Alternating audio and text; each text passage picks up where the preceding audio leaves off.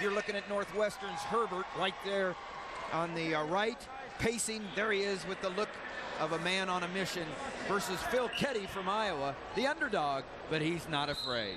Yeah, you know, I'm really excited about this match because only one match so far for Herbert has been less than 8 points. He has majored or tech-falled or pinned everybody this year except for one wrestler. And here's Keddy, ranked number 3 in the country. He doesn't care. He's going to come after him. Oh, what a great counter by Herbert, but he ran out of space.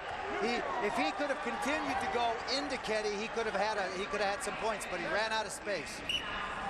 That will slow Keddy down just a little bit. Keddy came in there really powerful on the upper body. Oh, there's a nice finish. Nice counter by Keddy, and there he is with that double underhook again. He's bound and determined to use that underhook and force his will. Here we go. Herbert from Northwestern 2 years ago, an undefeated national champion, NCAA champion. Took an Olympic redshirt year last year. Oh, boy, that's the power. That's Herbert's power. There's some back points. He just grabbed him and yanked him under. Three points near fall. That's a 2-point takedown, 3-point near fall. Makes the score 5-0 in the first minute. Great fit. You know, that was a great finish on Herbert's part because he had him body locked and he just started squeezing those ribs in. And Keddy's trying to protect himself and not get taken down. And then Herbert let go of that grip and grabbed that far arm and just yanked it under.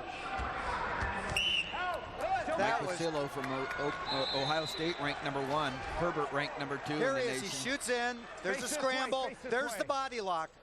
There's the body lock. Keddy fights him. He grabs that underarm and just yanks it under. That was just a physical, tough finish. And part of the roar was not just Northwestern, but the Iowa State Cyclone fans. They are 3 points behind Iowa after 174 pounds. That's right. They need a little help here. And they need a little help because if Keddy wins, it might put it out of reach for the Cyclones. But with Varner left at 197 pounds for Iowa State, they could still pull this championship out. Iowa State trailing Iowa by 3 points. When you win in the finals, you get 4. Well, and we've also got Iowa State wrestling over for 5th place right now, so that's they could gain another point. That's another point or two that we're talking about, and Iowa has a heavyweight still scoring points. So there's a lot of wrestling to be done yet. That's not just in the finals.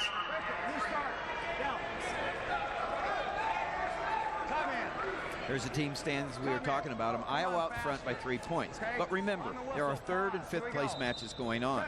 Right now, in fact, Iowa State has a wrestler wrestling at 184 pounds. He could score an extra point or 2, depending on if he wins and by how much. And at 197, Iowa State has Varner in the finals. And at heavyweight, both schools have wrestlers wrestling. One for 3rd and one for 5th.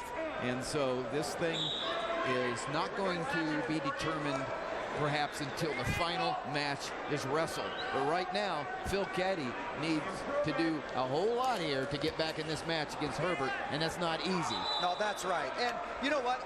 Even if this match, oh boy, here's another cradle. We saw that earlier in this tournament from Herbert. He's cradling from every position. Oh man, he's just manhandling people this year so far. You know what, though? This is a great match for Keddy because he's going to get experience out of this, and he's going to have a little better idea of what to do and what not to do next go-around.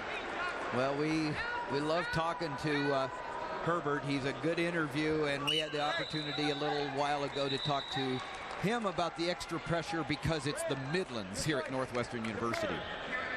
No pressure. It's fun. It's wrestling. It's what I do best. It's something I love doing. So, I mean, it's just another match. You can't look at it as the finals of a big tournament. It's just you versus another guy, you know, trying to impose each other's will on one another. It's fun.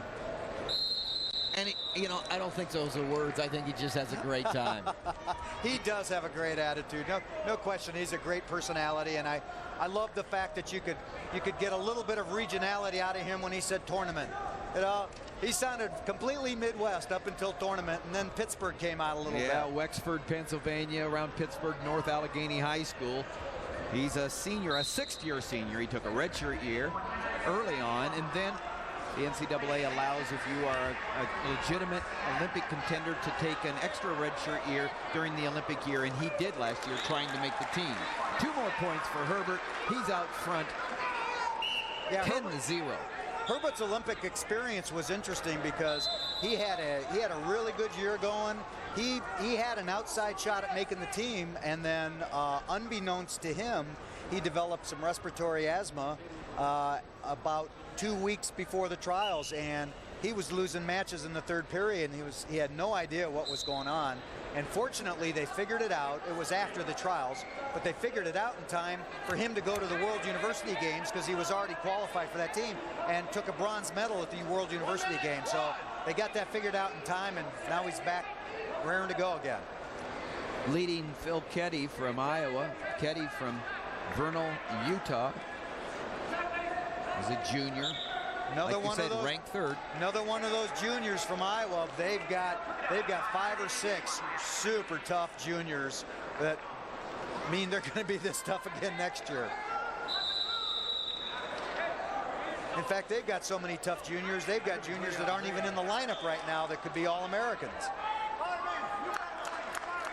They've got juniors not in the lineup that are All-Americans. Yeah, good point. Joe Slayton from 133. Good clarification. And the one that wasn't an All-American, Daniel Dennis, of course, already a Midlands champion, as he made a habit of upsets these 2 days and won the 133-pound Midlands championship for the Hawkeyes.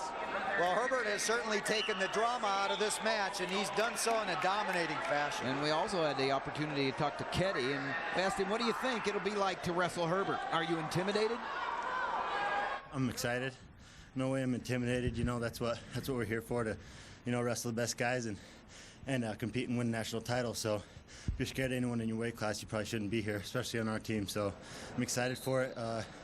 You know, I've had lots of chances to avenge losses, and you know, done a good job for the most part, and here's another opportunity for me. So good chance to prove myself, and he's a higher ranked guy, so go out there and wrestle tough. Well, I guarantee you, right now, even though the score is 11-0 in favor of Herbert, Phil Keddy does not have quit in him. He will continue to wrestle. Right now, we're just talking about a difference right now that's more than paper thin. Yeah, exactly. That's right. That's right. There's 2 guys in this weight class, and there's a bit of a gap, and they won't wrestle each other for a while. The top-ranked wrestler from Ohio State, they won't see each other until a dual meet or the Big Tens. We're talking about Pasillo from Ohio State, the #1 ranked wrestler. But I'm not so sure there isn't more margin between Herbert and the rest of the field than one would think, because he is putting on a show here tonight against a very, very tough and game Phil Keddy. He is. And I tell you what I like about Keddy is that attitude is absolutely the right way to come at it. I don't care who you're wrestling. If you're going to get scared because you're wrestling a tougher guy and you wrestle scared, I don't care if you are scared, as long as you don't wrestle that way. You wrestle scared, you'll get crunched even worse. And Keddy, of course, is not wrestling scared, but he is just getting beat by a better wrestler tonight than Jake Herbert. Yeah, that's right. That's right. Jake's an escape and a takedown away from a technical fall. He's going to go for that. He's going to go for a 15-point differential win. And Keddy, to his credit, he's still putting himself into a position where he can throw.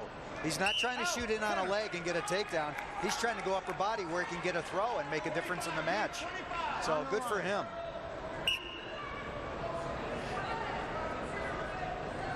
Jake